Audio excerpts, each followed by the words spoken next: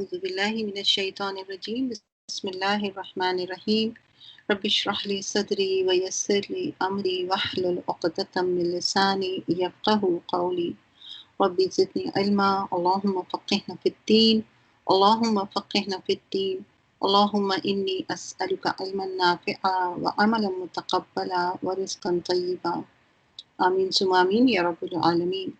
انشاءاللہ آج ہم لیسن نمبر 322 کریں گے، جز آپ کا 21 ہے۔ سورہ احزاب کی ابتدا کریں گے۔ سب سے پہلے سورہ احزاب کے بارے میں تھوڑا سی کچھ چیزیں جو ہیں وہ دیکھتے ہیں، اس کے بعد آگے بڑھتے ہیں۔ سورہ احزاب کا جو مرکزی موضوع ہے وہ آپ کو ملے گا کہ امانت کی ذمہ داریوں کو سمجھتے ہوئے کفر اور منافقت کو چھوڑنے کا حکم دیا جائے گا اس میں، اور اخلاص کے ساتھ اسلام کے احکامات پر عمل کرنے کی طرف توجہ دلائی گئی ہے۔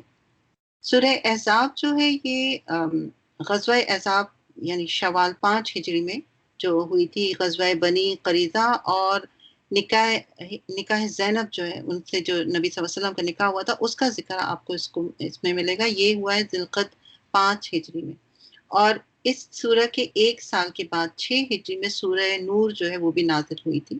اگرچہ کتابی ترتیب میں سورہ نور پہلے آئی اور سورہ احزاب بعد میں، اور پہلی ہی آیت میں اس صورت میں آپ کو منافقین اور کافرین سے نہ دبنے کا حکم دیا گیا ہے۔ اور سورہ غزوہ احزاب کو غزوہ خندق بھی کہا جاتا ہے، اور رسول صلی اللہ علیہ وسلم اور صحابہ اکرام پر یہ وقت جو تھا جب یہ غزوہ ہو رہی تھی بہت ہی کڑا وقت تھا۔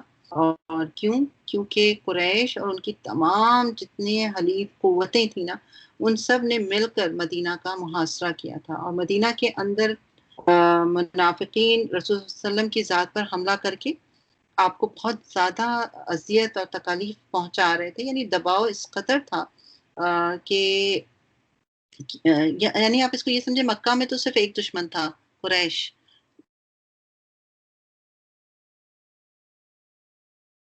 اوکے سوری میں نے مس کر دیا نیو ورڈز کو، میں اس کو پھر آپ لوگ خود ہی دیکھ لیجیے گا، ٹھیک ہے انشاءاللہ۔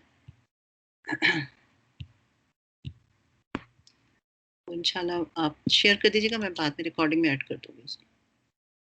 اوکے بسم اللہ الرحمن الرحیم۔ تو مکہ میں تو صرف ایک قریش جو تھے وہ دشمن تھے، جبکہ آپ یہاں دیکھیں تو یہاں پر مدینہ کے اندر آلریڈی یہود جو ہے وہ بھی تھے، منافقین بھی اب ہو گئے تھے، کیونکہ اب دین جو ہے وہ پھیل رہا تھا، دین اسلام جو ہے وہ پھیل رہا تھا، تو لوگوں کے پاس چارہ نہیں تھا کہ وہ مسلمان ہو جائیں۔ تو ایسی صورت میں وہ کیا تھا کہ وہ چاہ رہے تھے کہ ہر طرح سے ان کا جو ہے فائدہ ہی رہے، وہ مزے میں رہنا چاہتے تھے ہر صورت میں۔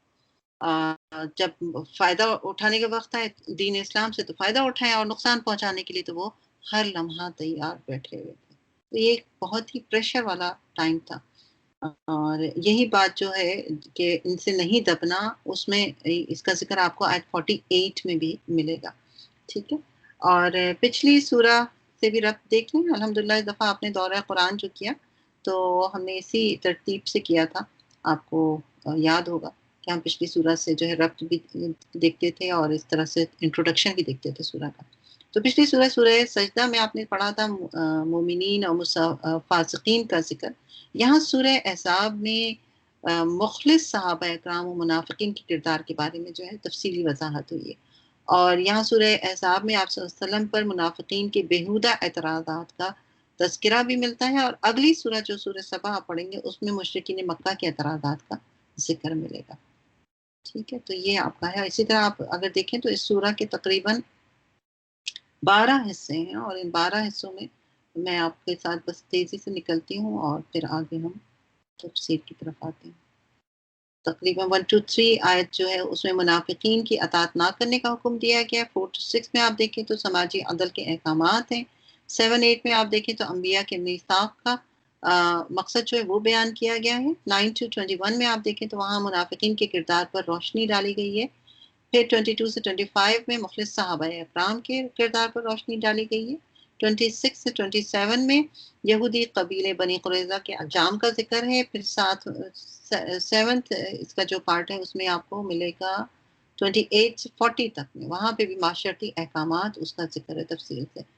پھر آپ دیکھیں 41 سے 48 میں وہاں اللہ کے ذکر و تسبیح کا حکم دیا گیا ہے۔ 49 سے 50 میں آپ دیکھیں تو وہاں پر معاشرتی جو احکامات ہیں اس کا پھر دوبارہ یہاں پر ذکر ہے. آیات 60 سے 68 میں منافقین کو قتل اور جلاوطنی کی دھمکی دی گئی ہے. 69 سے 71 میں آپ دیکھیں تو مسلمانوں کو بنی اسرائیل کا رویہ اختیار کرنے سے روکا گیا ہے. اور 72 سے 73 میں آپ دیکھیں تو جو کہ آخری حصہ ہے یہاں پر امانت کا مقصد جو ہے وہ بیان کیا گیا ہے. ٹھیک ہے، اور اب ہم انشاءاللہ اس سورہ کی تفسیر کی طرف بڑھتے ہیں.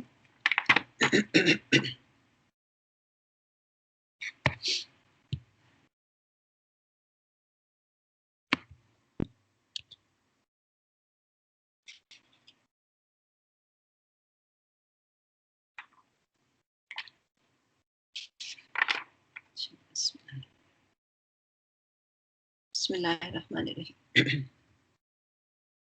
یا ایھا النبی اتق اللہ ولا تطع الکافرین والمنافقین. اے نبی اللہ سے ڈرتے رہیے. اب دیکھیں یہ اس وقت کی بات ہے جب جنگ احد کے بعد مدینہ پر خوف و ہراس کی فضا پھیلی ہوئی تھی.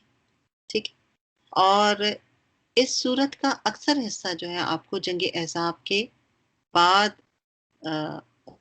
یہ نازل ہوا ہے. اور اگرچہ ابتدائی آیات جو ہے وہ جنگ احزاب سے بہت پہلے کی ہے.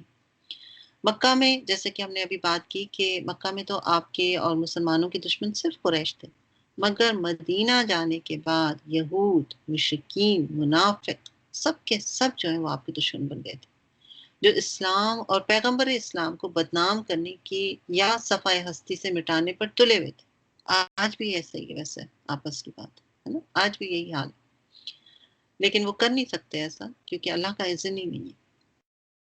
اللہ امت مسلمہ کے ساتھ ہے، چاہے وہ کتنا بھی ظلم و ستم تب بھی کرتے رہے اور آگے بھی کرتے رہیں گے.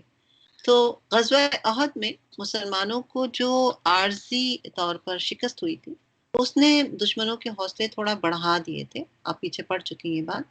اور مشرکین قبائل نے 2 دفعہ آپ صلی اللہ علیہ وآلہ وسلم کو دھوکہ دے کر کیا کیا تھا کہ انہوں نے تبلیغ کے نام پر بہت سے صحابہ اکرام کو لیا، اپنے ساتھ لے کے گئے. یعنی اس کا میں تھوڑا سا پس منظر بیان کروں کہ ان کا طریقہ یہ ہوتا تھا کہ کسی گاؤں سے یا کسی جگہ سے کچھ لوگ آ گئے قبیلے سے اور مسلمان ہو گئے بظاہر، اور آ کے یہاں سے کہنے لگے اب ہمارے پاس تو پیچھے اور لوگ ہیں، ہم ان کو بھی مسلمان کرنا چاہتے ہیں، تو آپ ہمارے ساتھ کچھ صحابہ اکرام کو بھیج دیجیے تاکہ ہم وہاں پر دین کو پھیلا سکیں. اور آگے جا کے آپ نے دیا، اور آگے جا کے انہوں نے کیا کیا کہ ان کا قتل کر دیا، انہیں شہید کر دیا. اور ایسا ایک دفعہ نہیں بلکہ 2 دفعہ کیا گیا.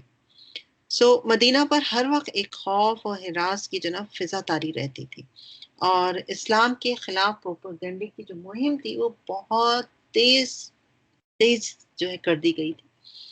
اور یہی وہ دور تھا جس میں بذریعہ وحی مسلمانوں کی اخلاقی تربیت اور معاشرتی اصلاحات کا سلسلہ بھی جاری تھا. یعنی ایک طرف یہ صورتحال تھی اور دوسری اخلاقی تربیت بھی کی جا رہی تھی. اور دیکھیں ہم قرآن پاک میں یہی پڑھتے ہیں، اصل چیز کیا ہے؟ اخلاق. آج ہم نے کلاس سے پہلے بھی یہی بات کی کہ اخلاق سب سے موسٹ امپورٹنٹ چیز، وہ آپ کا اور میرا، ہم سب کا جو ہے بہتر سے بہتر ہونا چاہیے.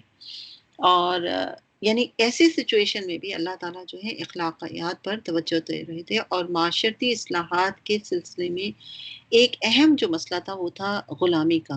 اور عرب معاشرے میں غلامی کا اتنا رواج تھا، اگر یوں کہا جائے تو غلط نہیں ہوگا، کہ عرب آبادی کا آدھے سے زیادہ حصہ جو تھا وہ غلاموں پر مشتمل تھا. رائٹ؟ تو پھر ان غلاموں کو آزاد انسانوں، ایک تو یہ تھے وہ غلام تھے، دوسرے انہیں آزاد انسانوں سے بہت حقیر اور کمتر سمجھا جاتا تھا. اور اس سلسلے میں کئی چیزیں جو تھی وہ ٹھیک کرنے کی موجود تھی. اور اس سلسلے کی ایک کڑی یہ بھی تھی کہ حضرت زید بن حارث جو آپ صلی اللہ علیہ وآلہ وسلم کے غلام تھے، جس سے آپ صلی اللہ علیہ وسلم نے جنہیں آزاد کر کے اپنا منہ کھولا بیٹا بنا لیا تھا. اور طریقہ کار یہ ہوتا تھا کہ لوگ پھر اس بچے کو بیٹا بنائیں یا بیٹی، اس کو پھر اپنا نام دے دیتے تھے. تو زید بن محمد جو ہیں یہ کہلائے جانے لگے. اور یہ آزاد غلام جو تھے یہ بالکل آزاد لوگوں کی طرح باعزت ہونے کا وہ انہیں مقام نہیں ملتا تھا، اگرچہ وہ غلام میں بھی شمار نہیں ہوتے تھے. گویا یہ ایک درمیانی قسم کا طبقہ جو ہے وہ بن گیا تھا، جو غلاموں سے تو اوپر ہوتا تھا، لیکن آزاد لوگ انہیں پھر بھی اپنے برابر لا کر نہیں کھڑا کرتے تھے. اور اس سلسلے میں اسلام نے کئی اقدامات کیے، کئی طریقے کیے. مثلا اسلام نے کلی طور پر غلامی کو ختم تو نہیں کیا، اس میں بھی کچھ نہ کچھ مصلحت ہیں، لیکن زیادہ تر کوشش کی گئی کہ اس کو ختم کیا جائے. اور ہم بار بار پڑھتے بھی ہیں، آپ احادیث دیکھیں تو ہر دوسرے احکام پر یا گناہ پر جو ہے اکسایا گیا ہے کہ اگر تم غلام آزاد کر دو گے تو تمہیں اتنا اجر ملے گا، یا تمہارے گناہ جو ہے معاف کر دیے جائیں گے، اس طرح کی. اور اسی سلسلے کی یہ کڑی جو ہے، اس میں حضرت سیدہ زینب سے نکاح کا سلسلہ جو ہے وہ بھی اسی کے اندر آئے گا، کیونکہ اسلام یہ چاہتا تھا کہ لوگوں کے اندر جو ہے برابری کا درجہ لایا جائے اور اس غلامی سسٹم کو جو ہے ختم کیا جائے. اور حضرت زینب جو تھی وہ آپ صلی اللہ علیہ وسلم کی پھوپھی کی بیٹی تھی، اور سیدہ زینب کا خاندان آپ ہی کا خاندان تھا، جو آزاد معاشرے میں بہت اونچے درجے کے لوگ شمار کیے جاتے تھے. تو نبی صلی اللہ علیہ وسلم نے حضرت زید کا رشتہ حضرت زینب کی طرف بھیجا تاکہ وہ اس رشتے کو قبول کریں. چنانچہ انہوں نے اس پر انہوں نے یہ اس رشتے کا انکار کر دیا، اور اس کی وجہ یہی تھی کیونکہ وہ غلام رہ چکے تھے. اور اسی سلسلے میں پھر آیت جو ہے نازل ہوئی تھی، آیت نمبر 36 میں آپ پڑھیں گے، وہاں پر اس کا ذکر آئے گا کہ رسول اپنی مرضی سے نہیں بلکہ اللہ کے حکم سے حکم دیتے ہیں. تو اس طرح کی بات جو ہے وہاں پر آئی. اور جب یہ بات آ گئی کہ جب اللہ اور اس کے رسول کسی کام کا فیصلہ کر دیں تو مومنوں کو کچھ اختیار باقی نہیں رہ جاتا. چنانچہ انہوں نے اللہ کے حکم پر سر تسلیم خم کیا، شادی ہو گئی، مگر شادی کے بعد بھی ان کے آپس کے تعلقات میں خوشگواری نہیں آ سکی. نوبت یہاں تک آ گئی کہ حضرت زید بی بی زینب کو طلاق دینا چاہتے تھے، لیکن نبی صلی اللہ علیہ وسلم نہیں چاہتے تھے کہ آپ ان کو طلاق دیں، اور کہتے تھے کہ ان کو وقت دو، ٹائم لگتا ہے وغیرہ، اس طرح یعنی سمجھایا کرتے تھے. تو ایک تو یہ معاشرے کا بہت بڑا بگاڑ جو ہے اس کا ذکر آپ اس سورہ میں پڑھیں گے. دوسرا، عرب معاشرے میں ایک اور بگاڑ بھی موجود تھا، وہ تھا حقیقی بیٹوں کے برابر منہ بولے بیٹے کو لا کے کھڑا کر دینا. رائٹ. تو اس سلسلے کو بھی جو ہے ختم کیا گیا، اگرچہ یہ بہت ہی مشکل قدم تھا. یعنی جو شخص بھی اس بند دروازے کو کھولنے کا ارادہ کرتا تو سارا عرب معاشرہ جو ان کو لان تان کرتا. تو اللہ تعالیٰ نے اس مشکل کام کے لیے نبی کی ذات کو منتخب کیا. اور جن دنوں سیدنا زینب کو حضرت زید جو ہے طلاق دینے کا سوچ رہے تھے، اسی دوران میں آپ صلی اللہ علیہ وسلم کو اللہ تعالیٰ کی طرف سے اشارہ مل چکا تھا کہ اب زینب کا آپ سے نکاح کیا جائے گا. اور اس کے پیچھے دو مصلحتیں تھیں. نمبر 1 یہ کہ سیدنا زینب جنہوں نے اپنی طبیعت کی ناگواری کے باوجود اللہ کے حکم کے سامنے اپنا سر تسلیم خم کیا تھا، اور آپ سے نکاح کر کے آپ صلی اللہ علیہ وسلم سے اگر ان کا چونکہ نکاح کرایا جا رہا تھا تو ایک طرح سے ان کی دل جوئی بھی کی جا رہی تھی. یہاں پر مجھے ایک بہت اہم بات کا احساس ہوا. پہلی بات تو یہ کہ دیکھیں، اتفاق آج ہی کسی سے میری کوئی بات ہو رہی تھی صبح، آپ بھی اسٹوڈنٹس میں سے کوئی تھی، کہ بعض اوقات آپ کو کوئی نیک کام کرنا پڑ جاتا ہے جسٹ بیکاز آف حدود. اللہ کا حکم کرنا، دل نہیں ہے، رائے برابر دل نہیں ہے، لیکن کرنا کیونکہ اللہ کا حکم. تو پھر اللہ تعالیٰ اس کے بدلے میں دیتے بھی، عطا بھی کرتے ہیں. اور یہاں دیکھیں بی بی زینب کے ساتھ یہی کیا ہوا. ٹھیک ہے. تو پہلی بات تو یہ تھی. دوسری مصلحت یہ تھی کہ معاشرے میں اس غلط نظریے کو ختم بھی کرنا تھا کہ منہ بھولا بیٹا کسی بھی طریقے سے حقیقی بیٹے کی طرح نہیں ہو سکتا. ٹھیک ہے. اور آپ صلی اللہ علیہ وسلم کو بھی ظاہر ہے چونکہ اشارہ مل چکا تھا، آپ کے سامنے سارے خطرات تھے، جبکہ آپ کو یقین تھا اس بات کے کہ سارے دشمن جو ہیں آپ کو تانا دیں گے کہ دیکھو نبی نے اپنی بہو سے نکاح کر لیا، حالانکہ یہ خود بہو سے نکاح کرنے کو حرام دیتے ہیں. تو یہ تو سگا بیٹا تو تھا ہی نہیں، تو یعنی سوتیلے بیٹے کی وائف سے بھی نہیں ہو سکتا. تو یعنی کہ زید جو ہے، حضرت زید کو بار بار طلاق سے آپ اسی وجہ سے روک رہے تھے. تو اللہ تعالیٰ نے اس سورہ کی ابتدا ہی جو ہے آپ دیکھیں کس سے کی. آپ سچویشن سمجھیں، اتنی بڑی جو میں نے تمہید باندھی ہے اس کے پیچھے وجہ کیا ہے، تاکہ اس سچویشن کو سمجھیں کہ آخر ابتدا ہی میں یہ بات کیوں کی گئی. اے نبی اللہ سے ڈرتے رہیے. نبی تو اللہ ہی سے ڈرتے ہیں، لیکن انسان ہوتے ہیں نبی، ان پر بھی پریشر ہوتا ہے معاشرے کا، انہیں بھی پتا ہوتا ہے اس کا انجام کیا ہوگا. ان کو کیا تکلیف اور تکالیف جو ہے وہ فیس کرنی پڑیں گی، کیا کچھ سننا پڑے گا، رائٹ؟ تو اس لیے اللہ تعالیٰ نے اس آیت کی ابتدا ہی یہیں سے کی کہ اے نبی صلی اللہ علیہ وآلہ وسلم اللہ سے ڈرتے رہیے، وَلَا تُطِعِ الْكَافِرِينَ وَالْمُنَافِقِينَ، اور کافروں و منافقوں کا کہنا نہ مانیے، ان اللہ کان علیما حکیما، اللہ تعالیٰ یقیناً سب کچھ جاننے والا اور حکمت والا ہے۔ ما یوحا الیک من ربک، اور جو کچھ آپ کے پروردگار کی طرف سے آپ پر وحی کی جاتی ہے اس کی کیا کریں آپ؟ اتباع کیجیے، واتبع ما یوحا الیک من ربک، اور جو کچھ آپ کے رب کی طرف سے آپ پر وحی کی جاتی ہے اس کی اتباع کیجیے، اور جو کچھ بھی عمل کرتے ہیں اللہ تعالیٰ ان سے باخبر ہے، ٹھیک ہے؟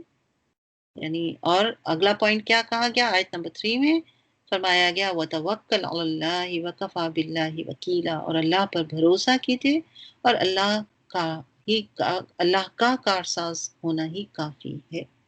یعنی آپ کے دشمن جتنی بھی باتیں بنانے، جو بھی الزام آپ پر دھرتے رہیں، دھرنے دیں، آپ کا کام فقط یہ ہے کہ آپ وحی کا حکم بجا لائیں، پورا وہ جوں کا توں کر دیں اور اللہ پر پورا بھروسہ رکھیں۔ ان دشمنوں سے نمٹنا، ان کی سازشوں، ان کی چالوں کو ناکام بنانا اللہ کا کام، ٹھیک ہے؟ ہمارے لیے کوئی سبق ہے اس میں؟ جی ہاں، زندگی میں اونچ نیچ، مسائل، پرابلمز سب کے آتے ہیں، کرنے کا کیا کام ہے؟ وَتَوَكَّلْ عَلَى اللَّهِ وَكَفَى بِاللَّهِ وَكِيلًا، اللہ پر بھروسہ کیجیے، اس کا کارساز ہونا ہی کافی، حسبنا اللہ ونعم الوکیل، رائٹ؟ اللہ پہ بھروسہ کرنا سیکھنا ہے ہمیں اس کی پریکٹس کرنی شعوری، ہم سب مل کے اس کی پریکٹس کریں گے، ٹھیک ہے؟ مل کے اس بات پر عمل کریں، یعنی سوچیں اپنی اپنے پرابلمس کو، اور ہر دفعہ میں کہوں گی آپ کو کہ یہ آیت نمبر 3 جو ہے نا اس کو لکھ کے لگا لیں، وَتَوَكَّلْ عَلَى اللَّهِ وَكَفَى بِاللَّهِ وَكِيلًا، بس میرے لیے اللہ ہی کافی، مجھے اس پہ پورا یقین۔ اور ہم نے وہ حدیث بھی پڑھی ہے نا کہ اللہ کے بارے میں آپ جیسا گمان رکھتے ہیں وہ ویسے ہی آپ کو ریٹرن دیتے ہیں، تو پھر اللہ کے بارے میں تو اعلیٰ سے اعلیٰ بلند ترین گمان جو ہے وہ رکھنے کی ضرورت ہے نا، بہترین یقین، میں اس پہ بھروسہ کرتی ہوں اور مجھے یقین ہے کہ وہ ہمیں اکیلا نہیں چھوڑے گا، وہ ہمارے مسائل کو حل کرے گا، اور جب تک ہم اس درجے پر نہیں پہنچیں گے وہ کیفیت ہمیں نہیں حاصل ہو سکتی جو مطلوب، اور وہ کیسے ہی حاصل ہوگی جب تک آپ اللہ پر بھروسہ نہیں کریں گے۔ کام کریں، کوشش کریں، ایفرٹس لگائیں، وقت دیں، سب کچھ کریں، لیکن توکل جو ہے وہ اللہ پر پورا رکھا جائے، ٹھیک ہے؟ تو اللہ تعالیٰ جو ہے وہ کیا ہے؟ بہترین کارساز ہے۔ تو نبی کو یہ سکھایا گیا ہے، ہمارے لیے بھی اس میں یہی حکم پوشیدہ ہے۔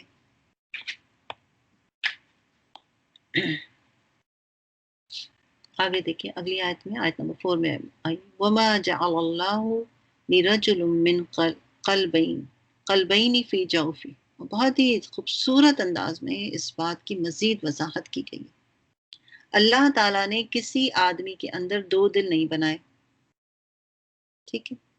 نہ ہی تمہاری ان بیویوں کو جن سے تم ظہار کرتے ہو، وَمَا جَعَلَ أَزْوَاجَكُمُ اللَّائِي تُظَاهِرُونَ مِنْهُنَّ أُمَّهَاتِكُمْ، نہ ہی تمہاری ان بیویوں کو جن سے تم ظہار کرتے ہو تمہاری مائیں بن جائیں گی، اور نہ ہی تمہارے منہ بولے بیٹوں کو تمہارے حقیقی بیٹے بنایا ہے۔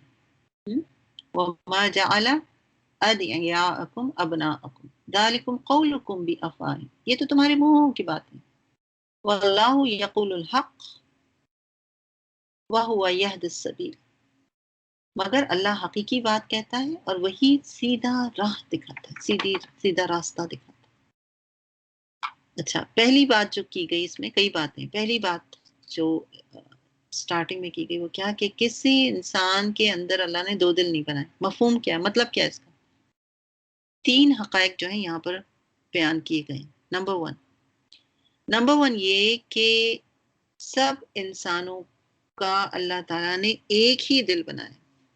کبھی سنا ہے کسی کے 2 دل؟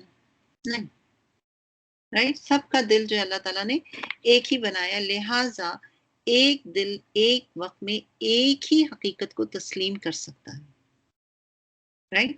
دو متضاد حقیقتوں کو تسلیم نہیں کر سکتا، یہ بات واضح طور پر سمجھ لیں۔ یہ ممکن ہی نہیں ہے کہ ایک شخص بیک وقت مومن بھی ہو منافق بھی ہو، ممکن ہے؟ نہیں۔ کافر بھی ہو مسلم بھی ہو، ممکن ہے؟ نہیں۔ انہی میں سے ایک وقت میں ایک ہی حقیقت کو تسلیم کیا جا سکتا ہے، یا تو وہ کافر ہوگا یا وہ مسلمان ہوگا، یا وہ مومن ہوگا یا منافق ہوگا، ٹھیک ہے؟ کیونکہ دو متضاد باتوں میں سے ایک ہی بات جو ہے وہ ہو سکتی ہے۔ اگر کوئی اپنی منافقت کو دل میں چھپا کے ایمان کا دعویٰ کر رہا ہے تو حقیقت میں وہ کون ہے؟ ایمان والا تو نہیں ہے وہ، ٹھیک ہے؟ بلکہ جھوٹ بولتا ہے، دھوکہ دیتا ہے، اور نکاح کے رد عمل سے مسلمانوں کو یہ بھی معلوم ہو جائے گا کہ ان میں مخلص مسلمان کتنے ہیں اور کون کون، اور منافق کون ہے جو اللہ کے حکم کے آگے دوسرے دشمنوں کی دیکھا دیکھی زبان درازی نہیں کرتے۔ جو نکاح کی بات ابھی آگے آنے والی نا، اس کی طرف اشارہ، کہ یہ نہیں کہ پھر سب لوگ مل کے کہنے لگیں گے کہ جی نبی نے اپنی بہو سے جو ہے وہ نکاح کر لیا، نہیں، بات واضح کی جا رہی۔ تو یعنی اس طرح کا جب کوئی ٹیسٹ آتا ہے نا، تو اس سے یہ بات بھی پتہ چلتی ہے، کیا منافق لوگ جو ہیں وہ چھاٹے بھی جاتے ہیں۔ دنیا میں بھی دیکھیں ٹیسٹ ہوتے ہیں، تو کسی اعلیٰ سے اعلیٰ آپ کو یونیورسٹی میں داخلہ لینا ہو تو کیا ہوتا ہے؟ پہلے ہوتا ہے، شاید میں زیادہ بولوں، 50,000 اسٹوڈنٹ جو ہے جی وہ رجسٹر کر سکتے ہیں، جو ہم بولتے بھی۔ اس کے بعد اس میں سے کچھ چھاٹے جاتے ہیں، پھر کم کم کرتے کرتے کرتے 10-15 سیٹ یا جو بھی ہوتا ہوگا نمبرز، پھر وہی سلیکٹ ہوتا ہے۔ تو یہاں بھی دنیا دین کے معاملے میں بھی آپ دیکھیں، اللہ تعالیٰ ٹیسٹ لیتا ہے، دیکھیں تو اتنا کچھ تمہیں دے رکھا ہے، ہو کہاں، کس پانی میں ہو، ہم؟ کیا کرتے ہو کیا نہیں کرتے ہو، کیا اوقات ہے تمہاری؟ دعوے تو بڑے ہیں پڑھ پڑھ کے کہ ہم تو جی یہ بھی پڑھتے ہیں، ہم وہ بھی پڑھتے ہیں، جب کسی دوسرے کی بات ہوتی ہے تو سارے فتوے ساری چیزیں ہمیں یاد آ جاتی ہیں، اور جب اپنا معاملہ ہوتا ہے تو ہمیں سارے ایکسکیوزز بھی یاد آ جاتے ہیں پھر، رائٹ؟ تو یہاں جو ہے یہ بات واضح کی گئی ہے دل کے ذریعے کہ ایسا ہو ہی نہیں سکتا، نمبر 1۔ نمبر 2، زہار کا یہاں پر ذکر ہے۔ زہار آپ کو بتایا، آپ ویسے بھی پڑھ چکے ہیں دورہ قرآن میں، جن لوگوں نے ایون ابھی قرآن کو نہیں بھی ڈیٹیل سے پڑھا ہے، بٹ دورہ قرآن میں کئی دفعہ یہ بات گزری ہے کہ عرب میں طلاق کے علاوہ ایک دستور یہ تھا کہ جب مرد کو عورت پر غصہ آتا، اس سے انبن ہو جاتی، تو وہ غصے میں کہہ جاتا کہ تو مجھ پر میری ماں کی پیٹھ کی طرح۔ اس کام کو وہ زہار کہتے تھے، اور یہ کہنے پر وہ عورت خاوند پر حرام ہو جاتی تھی، ٹھیک؟ تو یہ جو رواج تھا یہ بھی اصلاح طلب تھا، اور اس کی اصلاح کا طریقہ اور کفارہ جو ہے وہ سورہ مجادلہ میں بیان کیا گیا ہے۔ یہاں پر صرف یہ بات بیان کی گئی ہے کہ بیوی کو ماں کہنے سے وہ ماں نہیں بن جاتی۔ کیوں؟ کیونکہ جس طرح دو دل نہیں ہو سکتے، اسی طرح دو مائیں بھی نہیں ہو سکتی۔ سوتیلی ماں ہو تو سکتی ہے، پر جننے والی ماں ہی اصل ماں ہے نا، جس نے پیدا کیا، اصل ماں تو وہی ہے۔ جس طرح کسی انسان کے اندر دو دل نہیں ہوتے، اسی طرح کسی کی دو ماں بھی نہیں ہو سکتی۔ اب اگر تم بیوی کو ماں کہہ دیتے ہو اور یہ سمجھنے لگے ہو کہ جی وہ تمہاری ماں ہے، تو یہ ایسا نہیں ہے۔ اور اس سے یہ بات بھی پتہ ثابت ہوتی ہے کہ ایسا کہنا بھی نہیں چاہیے۔ مطلب اس کا مقصد یہ نہیں کہ اچھا جی کوئی نہیں، غصے میں کہہ دیا، ہنسی مذاق میں بول دیا، نہیں نہیں، یہ ایک معتبر رشتہ ہے ماں بیٹے کا، تو آپ اس کو مذاق نہ بنائیں اس کا، right؟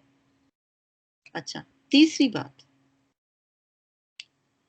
یہ رواج بھی تھا کہ یہ بات، تیسرا جو پوائنٹ اس میں واضح کیا گیا وہ کیا، کہ حقیقی بیٹی کی جگہ منہ بھولا بیٹا نہیں لے سکتا، بالکل ویسے ہی جیسے دو ماں نہیں ہو سکتی، کسی کا یہ بھی ناممکن ہے کہ کسی کے دو باپ ہوں۔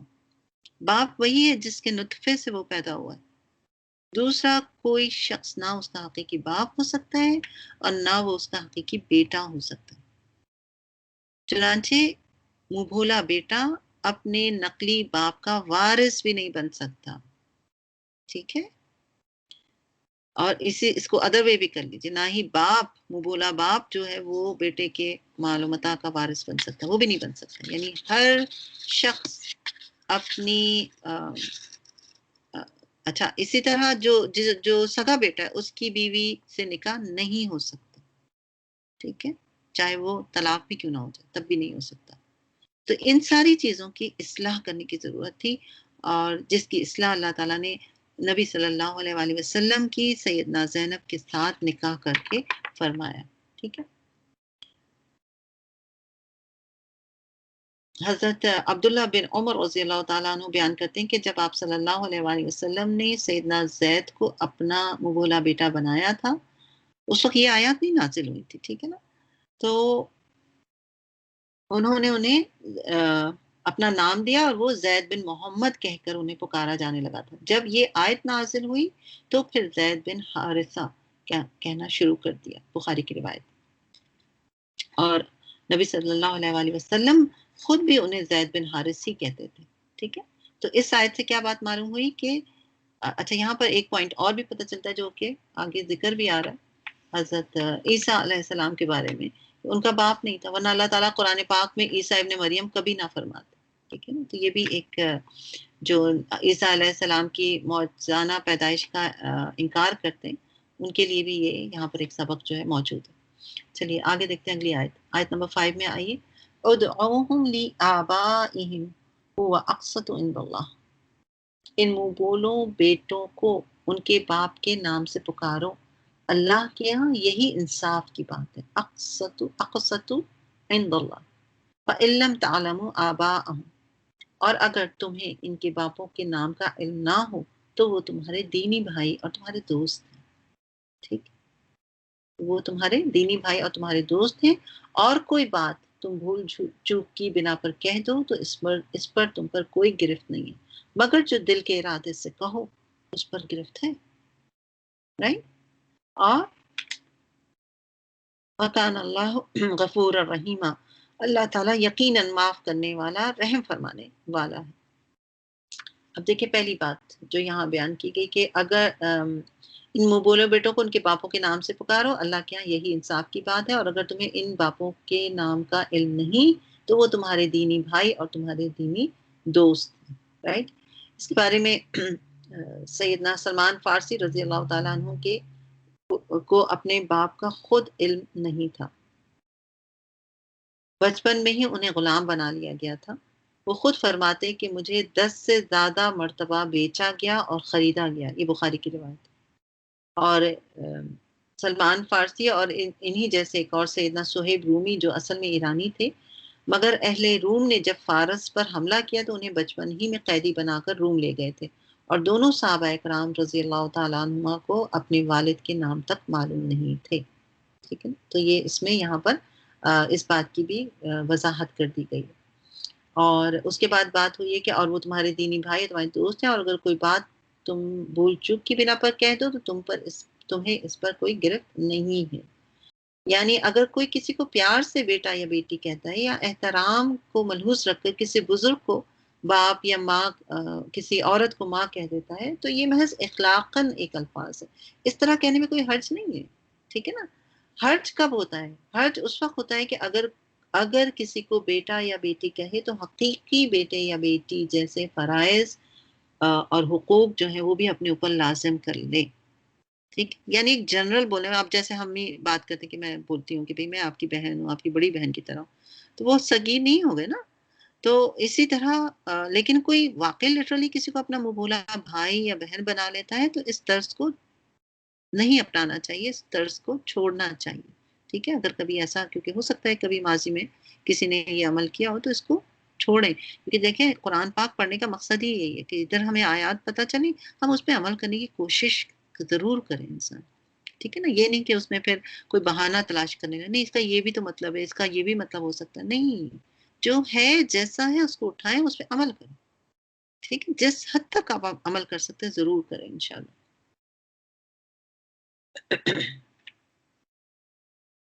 اچھا. اور کیا بات ہوئی؟ مگر جو دل کے ارادے سے کہو اس پر ضرور گرفت ہوگی. یعنی جس طرح عام مومنوں کو حکم ہے کہ وہ اپنے کسی شخص کو اس کے حقیقی باپ کی طرف منسوب کریں، کسی دوسرے کی طرف نہ کریں۔ اسی طرح یہ حکم بھی ہے کہ کوئی شخص خود بھی اپنے آپ کو اپنے باپ کے علاوہ کسی دوسرے شخص یا کسی قوم کی طرف منسوب نہ کرے۔ اس کے بارے میں سیدنا ابو ذر کہتے ہیں کہ آپ صلی اللہ علیہ وآلہ وسلم نے فرمایا کہ جس نے دوسرے شخص کو جان بوجھ کر اپنا باپ بنایا وہ کافر ہو گیا، اور جو شخص اپنے تئیں دوسری قوم کا بتائے اور اپنا ٹھکانہ دوزخ میں بنا لے۔ بخاری کی روایت۔ اور اس کے بارے میں جو میں تفسیر پڑھ رہی تھی اس میں آپ اگر دیکھیں تو اس میں واضح طور پہ لکھا ہے کہ ہمارے ملک میں سید بننے کا یا کسی اونچی ذات سے نسبت قائم کرنے کا عام رواج ہے۔ ایسے حضرات اس حدیث کے آئینے میں اپنا انجام دیکھ سکتے ہیں، رائٹ؟ کیونکہ اکثر یہ رواج جو ہے عام سا ہو گیا ہے، تو اس سے بھی بچنے کی ضرورت ہے۔ اور آخر میں اللہ تعالیٰ نے اسی آیت میں فرمایا اللہ تعالیٰ یقیناً معاف کرنے والا اور رحم فرمانے والا ہے۔ یعنی اس کا ایک مطلب تو یہ ہے کہ اس سلسلے میں تم سے جو پہلے لغزشیں اور غلطیاں ہو چکی ہیں اللہ تعالیٰ انہیں معاف کرنے والا ہے۔ ٹھیک ہے، پہلی بات تو یہ۔ اب جیسے کوئی اگر یہ آیت پہلی دفعہ پڑھ رہا ہے تو یہ اس کے لیے سبق کیا کہ ٹھیک ہے، پہلے جو ہو گیا سو ہو گیا، اب آگے اللہ سے معافی مانگو، آگے بڑھو، جو صحیح کام ہے وہ کرو۔ اچھا، ایک تو یہ بات ہو گئی، اللہ تعالیٰ پھر ایسے لوگوں کو معاف کرے گا۔ اور دوسرا عمل یہ ہونے کا خدشہ ہے کہ اگر تم جان بوجھ کر کوئی ایسی بات کرو گے، کہہ دو یا بھول چوک کر کہہ دو، سوری، اگر کوئی نادانستہ طور پہ، ٹھیک ہے، اگر ایسی بات کہتا ہے تو یا بھول چوک سے ہوتا ہے تو بھی اللہ تعالیٰ اس کو معاف کر دیں گے، لیکن اگر کوئی جان بوجھ کر کرتا ہے تو پھر اس کی پکڑ ہے، یعنی اگنور کر رہا ہے تو پھر اس کی پکڑ ہے۔ آگے دیکھیں آیت نمبر 6۔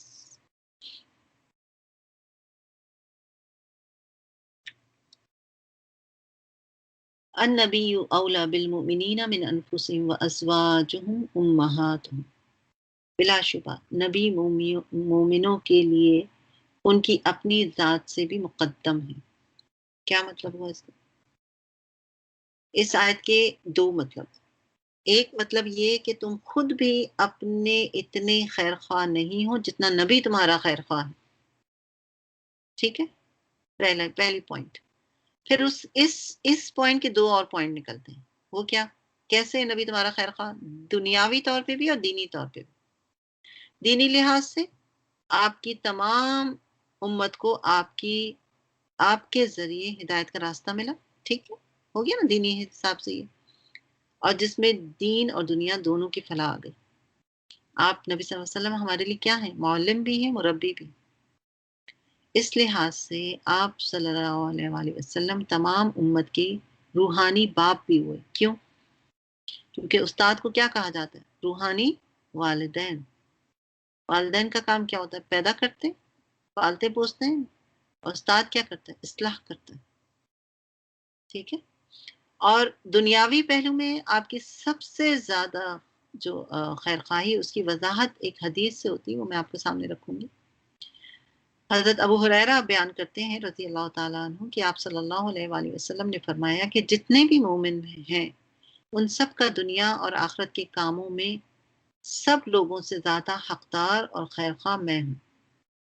جو مومن مرتے وقت مال و دولت چھوڑ جائے اس کے وارث اس کے عزیز و اقارب کے ہوں گے جو بھی ہوں، اور اگر وہ کچھ قرض یا چھوٹے چھوٹے بال بچے چھوڑ جائے تو وہ میرے پاس آئیں، میں ان کا کام چلانے والا ہوں۔ بخاری کی روایت۔ ظاہر ہے کہ یہ اس وقت کی بات ہے، لیکن آپ یہ سوچیں کہ نبی ہمارے کتنے خیر خواہ تھے۔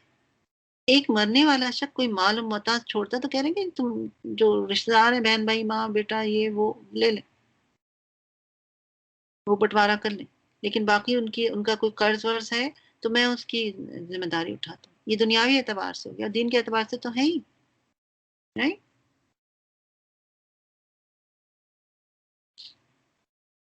اور آپ کی اس حد درجہ کی خیر خواہی کا جو ایک تقاضا، یہ کیا تقاضا ہے؟ یعنی ہمیں کیا کرنا چاہیے؟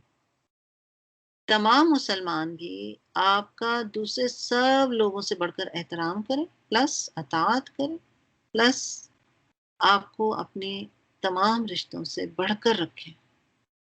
اور میں سمجھتی ہوں کہ ہم سب اس معاملے میں بہت ہمیں ایفرٹ کرنے کی ضرورت ہے۔ لیکن آج کی ان آیات کو پہ غور و فکر کریں اور واقعی اپنے اندر اپنے آپ کو ہم سب تنہائی میں بیٹھ کے اس بات کا احساس دلائیں، سوچیں کہ آپ کو سب سے زیادہ کس سے محبت ہے، اور پھر اس کے بعد دل میں کہیں اللہ اس سے بھی بڑھ کر مجھے نبی کی محبت عطا فرما۔ اس کے لیے ایک واقعہ ہے جو آپ پہلے بھی کئی دفعہ پڑھ چکے ہیں، لیکن ہر دفعہ یہ ہمارے ایمان کو تازہ بھی کرتا ہے اور ہمیں جھنجھوڑتا بھی۔ حضرت انس بن مالک رضی اللہ تعالیٰ عنہ فرماتے ہیں کہ آپ صلی اللہ علیہ وآلہ وسلم نے فرمایا کہ تم میں سے کوئی شخص اس وقت تک مومن نہیں ہو سکتا جب تک کہ اس کو میری محبت اولاد، والدین اور سب سے زیادہ نہ ہو۔ یہ مسلم کی روایت۔ ایک اور روایت میں ہے، سیدنا عبداللہ بن عمر رضی اللہ تعالیٰ عنہ کہتے ہیں آپ صلی اللہ علیہ وسلم نے فرمایا کوئی شخص اس وقت تک مومن نہیں ہو سکتا جب تک کہ اپنی خواہش نفس کو اس چیز کے تابع نہ کر لے جو میں لے کر آیا ہوں۔ حضرت عبداللہ بن حشام رضی اللہ تعالیٰ عنہ فرماتے ہیں کہ ہم آپ صلی اللہ علیہ وآلہ وسلم کے ساتھ تھے اور آپ سیدنا عمر رضی اللہ تعالیٰ عنہ کے ہاتھ پکڑے ہوئے تھے۔ سیدنا عمر رضی اللہ تعالیٰ عنہ کہنے لگے یا رسول اللہ صلی اللہ علیہ وسلم، آپ میرے نزدیک اپنی جان کے علاوہ ہر چیز سے محبوب ہیں۔ آپ نے فرمایا اس ذات کی قسم جس کے ہاتھ میں میری جان ہے، جب تک میں تمہارے نزدیک تمہاری جان سے بھی زیادہ محبوب نہ ہو جاؤں تم مومن نہیں ہو سکتے۔ حضرت عمر نے عرض کیا اللہ کی قسم اب آپ میرے نزدیک میری جان سے بھی زیادہ عزیز ہیں۔ آپ صلی اللہ علیہ وسلم نے فرمایا اے عمر یعنی اب تم صحیح مسلم ہو گئے، بخاری کی روایت۔ اب اس کا مطلب یہ نہیں، اب آپ سوچیں نا ایک دم سے فوراً، یعنی ایک ہی سٹنگ کی بات ہو رہی ہے، یہ نہیں کہ حضرت عمر نے کہا ذرا مجھے ٹائم دے اور میں سوچتا ہوں اس پہ غور و فکر کرتا ہوں پھر آپ کو بتاتا ہوں، نہیں، انہوں نے کہا صدق دل سے کہا، سچے دل سے یہ بات کہی۔ ہمیں بھی اپنا جائزہ جو ہے بہت گہرائی کے ساتھ لینے کی ضرورت ہے۔ آپ دیکھیں قرآن پاک کی صورتیں جو ترتیب سے رکھی گئی ہیں، حالانکہ ان کا نزول اس وقت کے حالات کے حساب سے ہوا، ٹھیک ہے، جو حالات کے حساب، لیکن ترتیب ہمارے لیے رکھی گئی، ہمارے ساتھ جو شروع میں باتیں ہوئی اور اب جیسے جیسے وقت آ رہا ہے آگے آگے آپ بڑھتے جا رہے ہیں تو تقاضے جو ہیں مختلف ہوتے جا رہے ہیں۔ اب اب مختلف تقاضے کیے جا رہے ہیں، پہلے ایمان بتایا گیا، اس کو بیان کیا گیا، منافقت بیان کی گئی، گروہوں کا ذکر کیا گیا ڈیٹیل کے ساتھ، اور ہوتے ہوتے ہوتے وقت کے ساتھ ساتھ آپ دیکھ رہے ہیں کہ جز بائی جز جیسے جیسے آپ بڑھتے جا رہے ہیں قیامت کا بھی ذکر بہت ملے گا آپ کو آگے، اور اس طرح کی جھنجھوڑ دینے والی آیات جو ہیں وہ بھی آپ کے سامنے بار بار آئیں گی۔ اللہ تعالیٰ مجھے اور آپ کو باعمل مسلمان بنائے، آمین ثم آمین۔ پہلا حصہ کیا تھا؟ بلا شبہ نبی مومنوں کے لیے ان کی اپنی ذات سے بھی مقدم ہے اور آپ کی بیویاں مومنوں کی مائیں ہیں۔ وَأَزْوَاجُهُ أُمَّهَاتُهُمْ، آپ کی بیویاں مومنوں کی مائیں ہیں، یعنی جب نبی روحانی باپ ہوئے تو ظاہر ہے ان کی بیویاں بھی روحانی مائیں ہوں گی، رائٹ؟ یہ ایک بات تو بالکل واضح طور پر یہاں بیان کی گئی۔ گویا ازدواج نبی صلی اللہ علیہ وسلم سب احترام کے پہلو میں امت کی مائیں ہیں اور ان میں سے کوئی شخص بھی آپ صلی اللہ علیہ وسلم کی وفات کے بعد نکاح نہیں کر سکتا، جیسے اب سگی ماں سے نکاح نہیں ہو سکتا، ٹھیک ہے، اور یہ احکام بدستور رہیں گے۔ مثلاً جو مومنوں سے، یعنی ایک طرف تو یہ بات کہی گئی ہے کہ یہ امت کی مائیں ہیں، نمبر 1۔ نمبر 2، جو احکامات دیے گئے تھے وہ اپنی جگہ پر ہیں بدستور۔ مثلاً مومنوں سے باقاعدہ پردہ کریں گی اور وہ انہیں اجنبی ہی سمجھیں گی، یعنی یہاں پہ ایک دوسرا پوائنٹ بھی آتا ہے، اس کا یہ مطلب نہیں ہے وہ امتیوں کی مائیں بن گئی ہیں تو وہ اب وراثت میں حصے دار بھی بن جائیں گی، نہیں۔ اب جو لوگ وہ بات کرتے ہیں نا کہ پردہ دکھائیں جی، چہرے کا پردہ کہاں ہے قرآن میں؟ بہت اس پہ بحث ہوتی ہے، وہ بھی ذکر پیچھے بھی گزرا، آگے بھی آئے شاید، مجھے یاد نہیں آ رہا۔ تو آپ یہ دیکھیں کہ یہاں پر یہ بات بھی واضح ہوئی، یہ امت کی مائیں ان کو بنا دیا گیا، لیکن یہ نہیں ہوا کہ اب کوئی مرتا ہے شخص تو جی وہ تو ماں ہے ان کی تو اب ان کو وراثت میں حصہ دیا جائے، نہیں، وہ ان سے پردوں میں ہی بات کرتی تھی صحابہ اکرام سے، اور ہم نے پیچھے پڑھا ہے سورہ نور میں پڑھا ہے، ہاں ہم نے وہاں پڑھا ہے کہ وہ پردے کے پیچھے سے بات کریں اور ضروری بات کرتی تھی، اور سوچے کون تھی، مائیں تھیں، اور پردے کی دوسری طرف کون تھے؟ صحابہ اکرام تھے. ان سے زیادہ کسی کا دل پاکیزہ ہو سکتا ہے ان لوگوں سے زیادہ؟ اس کے باوجود کہا گیا کہ پردہ رکھا جائے. رائٹ. اور اسی طرح دوسرا پوائنٹ یہ اٹھا کہ وراثت میں بھی حصہ نہیں ملے گا، بھلے وہ مومنوں کی مائیں. نکاح کی تو اجازت نہیں دی گئی، ماں سے، ریگولر ماں سے بھی نکاح کی اجازت نہیں ہے، لیکن وہ وراثت میں حصہ رکھتی ہے، یہ کہ امہات المومنین نہیں رکھتی. ٹھیک ہے نا؟ یہ ایک بہت ہی اہم پوائنٹ ہے. اچھا. یعنی وہ انہیں اجنبی ہی سمجھیں گی، اور وہ کسی امت کی وراثت میں دعوے دار نہیں ہو سکتی کہ وہ اب کیس کر دیں کہ ہاں جی میں تو اس کا، یہ تو میرا بیٹا ہے اور مجھے اس میں سے حصہ دے. نہیں، ایسا نہیں ہو سکتا. یہی بات جو اس آیت کو دوبارہ دیکھتے ہیں نظر. بلا شبہ نبی مومنوں کے لیے ان کی اپنی ذات سے بھی مقدم ہے، نمبر ایک پوائنٹ ہوا. اور آپ کی بیویاں مومنوں کی مائیں ہیں، دوسرا پوائنٹ ہوا. اور کتاب اللہ کی روح سے مومنین اور مہاجرین کی نسبت رشتہ دار ایک دوسرے کے ترکے کے حقدار ہیں. رشتہ دار حقدار ہیں. ٹھیک ہے، روحانی ماں باپ نہیں ہوں گے. البتہ اگر تم اپنے دوستوں سے کوئی بھلائی کرنا چاہتے ہو تو کر سکتے ہو. رائٹ. کیا مطلب ہے اس بات کا؟ یعنی کوئی تحفے تحائف دینا چاہتا ہے تو دے سکتا ہے. اور جب رسول صلی اللہ علیہ وسلم اور دوسرے مسلمان ہجرت کر کے مدینہ تشریف لائے تھے تو ایک نہایت اہم مسئلہ جو تھا وہ کیا تھا؟ مہاجرین کی، ان کو آباد کرنا اور ان کے معاش کا مسئلہ تھا. تو اس کے لیے فوری طور پہ جو مسئلے کا حل کیا تھا نبی صلی اللہ علیہ وسلم نے، اس نازک مسئلے کو بہت ہی نہایت دانش مندی سے، کہ ایک مہاجر کو ایک انصاری کے ساتھ ملا کر اس کی آبادی اور اس کے معاش کی ذمہ داری اس پر ڈال دی تھی. اور اس ذمہ داری کو انصار نے بڑی فراخ دلی سے قبول کیا تھا. یہ سب باتیں آپ پیچھے پڑ چکے ہیں. تو اس سلسلے کو مواخات کہا جاتا ہے. ٹھیک ہے. اور اس کے بارے میں آپ صلی اللہ علیہ وسلم نے حضرت انس بن مالک کے گھر میں مختلف اوقات کی 3 مجالس میں تقریباً کہا جاتا ہے کہ 43 مہاجرین کو اتنے ہی انصار کا بھائی بنا دیا تھا. لیکن یہ ایک عارضی طور پر مہاجرین کے اس مسئلے کو حل کرنے کے لیے کیا گیا. پھر یہ بھائی چارہ جو ہے اس حد تک بڑھا تھا کہ وہ ایک دوسرے کے وارث اور ولی قرار پانے لگے. ٹھیک ہے. اور مہاجرین کی جو وراثت ہے اس کے انصار بھائی کو ملتی تھی، اور انصار کی اس کے مہاجر بھائی کو ملا کرتی تھی. لیکن جب مسلمانوں کی معاشی سچویشنز جو ہیں وہ بہتر ہو گئی، حالات بہتر ہو گئے، تو یہ عارضی ٹیمپریری قانون تھا جس کو ختم کر دیا گیا، اور اصل وارث قریبی رشتہ دار ہی قرار پائے. ٹھیک ہے. تو وہ تو ہے، لیکن اپنی زندگی میں مالی امداد کرنا، تحفے تحائف دینا، وہ کام کیا جا سکتا ہے. ٹھیک ہے. کوئی اپنی خوشی سے کرتا ہے اپنی زندگی میں تو کیا جا سکتا ہے، لیکن وراثت کو بالکل واضح رکھا گیا. تو فرمایا اگر تم اپنے دوستوں سے کوئی بھلائی کرنا چاہو تو کر سکتے ہو، کتاب اللہ میں یہی کچھ لکھا ہوا ہے. یعنی مواخات کے بھائیوں کا ایک دوسرے کو وارث بنا دینا کیا تھا؟ عارضی قانون، ٹیمپریری. مستقل قانون شریعت یہی ہے کہ وراثت کے حقدار قرابت دار ہی ہوں گے. یہ اسی وقت ہوا تھا، اسی وقت تک کے لیے تھا، آئندہ کبھی نہیں ہو سکتا. کیونکہ ہم نہیں کہہ سکتے کہ جی پھر کوئی ایسی سچویشن ہو تو پھر دوبارہ کر لیں. ٹیمپریری ہم اپنی طرف سے نہیں ایڈ کر سکتے. اللہ کو پتہ ہے، اللہ تعالیٰ کو معلوم ہے کہ آگے کیا ہونے والا ہے. تو ایسی کوئی بات نہیں کہ آگے جا کے دوبارہ ایسا ہو جائے، نہیں. تو یہاں پر آپ پر یہ بات، اگر آپ سے کوئی یہ سوال کرے کہ مواخات کیا ہوتے ہیں تو آپ اس سے بات کو واضح کر سکتے ہیں. آگے دیکھیے آیت نمبر 7 میں آئیے. وَإِذْ أَخَذْنَا مِنَ النَّبِيِّينَ مِيثَاقَهُمْ، اور اس عہد کو یاد رکھو جو ہم نے سب نبیوں سے لیا، اور آپ سے بھی، اور نوح، ابراہیم، موسیٰ اور عیسیٰ ابن مریم سے بھی. ان سب سے ہم نے پختہ عہد لیا تھا.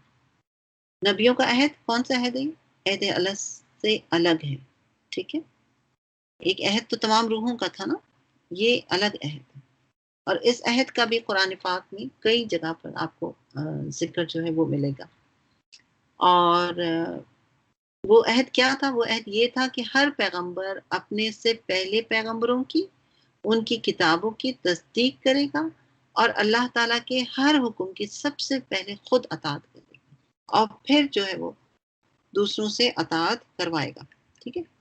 اور اللہ کے پیغام کو چوں کا توں کوئی نہ کمی کرنا نہ ہی کوئی بات اضافی کرنا ایز اٹ از جو ہے وہ آگے بڑھا دے گا.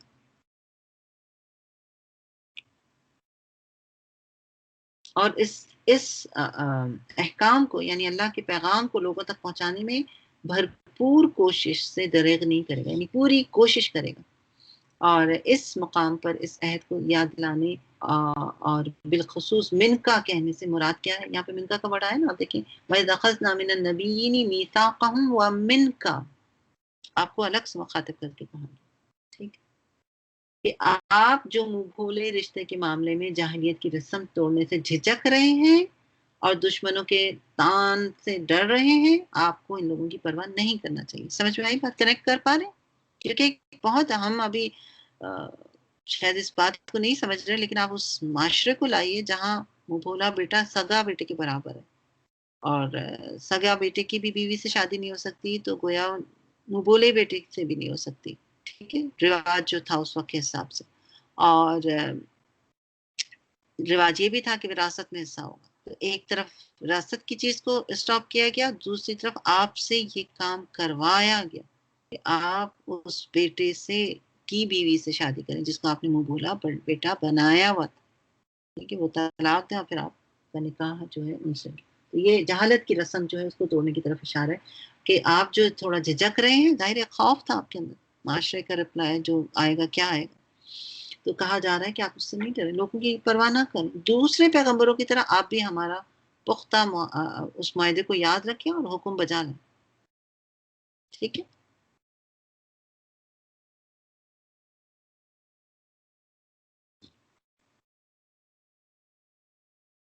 اور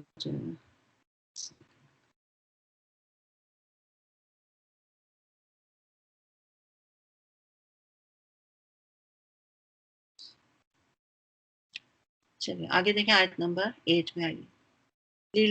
لِيَسْأَلَ الصَّادِقِينَ عَنْ صِدْقِهِمْ وَأَعَدَّ لِلْكَافِرِينَ عَذَابًا أَلِيمًا. اچھا، تاکہ اللہ تعالیٰ سچے لوگوں سے ان کی سچائی کے بارے میں سوال کرے. یعنی یہ محض عہد لینے تک معاملہ نہیں ہے، بلکہ اللہ تعالیٰ قیامت کے دن اس عہد سے متعلق لوگوں سے متعلق پیغمبروں سے سوال کریں گے. ان کی بھی باز پرس ہوگی، انہیں بھی پوچھا جائے گا آیا تم نے اپنی قوم کو میرا پیغام پہنچا دیا تھا؟ رائٹ؟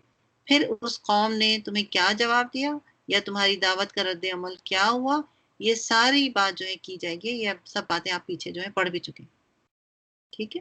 اور یہاں پہ رسولوں کے بجائے صادقین کا لفظ آیا، گویا ہر ایماندار سے اس کے عہد کے متعلق سوال کیا جائے گا. جس کے اوپر جو رسپانسبلٹی ہے اس سے سوال کیا جائے گا. پھر جن لوگوں نے اللہ کے ساتھ کیے گئے عہد کو پورا کیا ہوگا وہی صادق جو ہے کہلانے کے قرار پائیں گے. رائٹ؟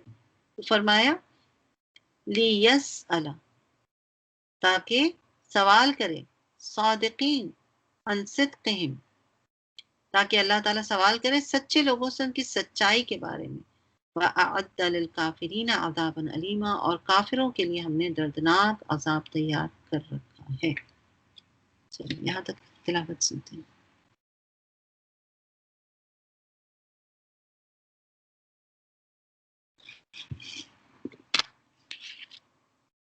بسم الله الرحمن الرحيم.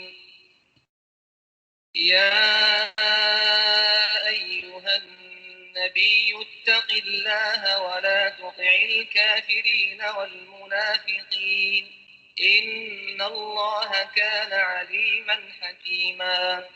واتبع ما يوحى إليك من ربك إن الله كان بما تعملون خبيرا.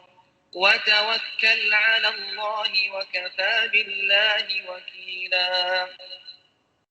ما جعل الله لرجل من قلبين في جوفه وما جعل أزواجكم اللائي تظاهرون منهن أمهاتكم وما جعل أدعياءكم أبناءكم ذلكم قولكم بأفواهكم والله يقول الحق وهو يهدي السبيل ادعوهم لآبائهم هو أقسط عند الله فإن لم تعلموا آباءهم فإخوانكم في الدين ومواليكم وليس عليكم جناح فيما أخطأتم به ولكن ما تعمدت قلوبكم وكان الله غفورا رحيما النبي أولى بالمؤمنين من أنفسهم وأزواجه أمهاتهم وأولو الأرحام بعضهم أولى ببعض في كتاب الله من المؤمنين والمهاجرين إلا أن تفعلوا إلى أوليائكم معروفا كان ذلك في الكتاب مسطورا وإذ أخذنا من النبيين ميثاقهم ومنك ومن نوح وإبراهيم وموسى وعيسى ابن مريم وأخذنا منهم ميثاقا غليظا ليسأل الصادقين عن صدقهم وأعد للكافرين عذابا أليما. آپ دیکھیں اس آیت میں آپ کے کئی پیغمبروں کے نام بھی لیے گئے، حضرت نوح علیہ السلام، عیسیٰ علیہ السلام، ابراہیم، موسیٰ. یہ کون ہیں؟ یہ 5 اولو العزم پیغمبر ہیں، ان کا ذکر یہاں پر خاص کیا گیا. اور یہ جو عہد ہے یہ آپ نے سورہ آل عمران آیت 81 میں بھی پڑھا تھا کہ جب اللہ نے نبیوں سے پختہ عہد لیا کہ یقیناً جو میں تمہیں کتاب اور حکمت میں سے عطا کروں گا، پھر تمہارے پاس ایک رسول آ جائے جو تصدیق کرنے والا ہو، اس کے لیے جو تمہارے پاس ہے تو لازماً تم اس پر ایمان لاؤ گے، تم ضرور اس کی مدد کرو. اور پھر اللہ تعالیٰ نے یہ بھی فرمایا کیا تم اقرار کرتے ہو اور اس پر میرا عہد قبول کرتے ہو؟ انہوں نے کہا ہم نے اقرار کیا. فرمایا پھر گواہ رہو، میں بھی تمہارے ساتھ گواہ ہونے سے. یہ سورہ آل عمران میں اس کا ذکر جو ہے ہمیں ملتا ہے. اور اسی طرح حضرت ابو سعید خدری رضی اللہ تعالیٰ عنہ بیان کرتے ہیں کہ آپ صلی اللہ علیہ وسلم نے فرمایا روز قیامت سیدنا نوح علیہ السلام اور ان کی امت حاضر ہوں گے اور اللہ تعالیٰ فرمائے گا کیا تو نے میرا پیغام اپنی امت کو پہنچا دیا تھا؟ وہ عرض کریں گے ہاں یا رب. اللہ تعالیٰ ان کی امت سے فرمائے گا کیا انہوں نے تم لوگوں کو میرا پیغام پہنچا دیا تھا؟ وہ کہیں گے نہیں، ہمارے پاس تو کوئی نبی نہیں آیا تھا. تو اللہ تعالیٰ نوح علیہ السلام سے فرمائیں گے کہ تیرا گواہ کون ہے؟ وہ عرض کریں گے کہ محمد صلی اللہ علیہ وسلم اور ان کی امت. یہ بخاری کی روایت ہے 3339 رائٹ. یعنی ہم پھر دوسرے پیغمبروں کے آگے جو ہے گواہی بھی دیں گے، ٹھیک ہے نا، تو پڑھیں گے تو گواہی بھی دیں گے نا. تو اچھا، اسی طرح اس آیت کے آخر میں جو بات ہوئی وہ کیا ہے کہ کافروں کے لیے عذاباً علیمہ ہے، یعنی انہیں ڈرایا گیا ہے کہ دعوت حق کا انکار کرنے والوں کے لیے وعید ہے کہ اگر وہ اس دعوت کو قبول نہیں کریں گے تو اللہ کے نزدیک وہ مجرم قرار پائیں گے. چلیے الحمدللہ الحمدللہ کا شکر، آپ کا آج کا یہ سبق مکمل ہوا. انشاءاللہ ہم دعا کرتے ہیں. اعوذ باللہ من الشیطان الرجیم بسم اللہ الرحمن الرحیم. والعصر ان الانسان لفی خسر الا الذین آمنوا وعملوا الصالحات وتواصوا بالحق وتواصوا بالصبر. اللهم ارزقني التفكر والتدبر بما يتلوه لساني من كتابك والفهم له والمعرفة بمعاني والنظر في عجائب والعمل بذلك ما بقيت إنك على كل شيء قدير. سبحانك اللهم وبحمدك نشهد لا إله إلا أنت نستغفرك ونتوب إليك. السلام عليكم ورحمة الله وبركاته.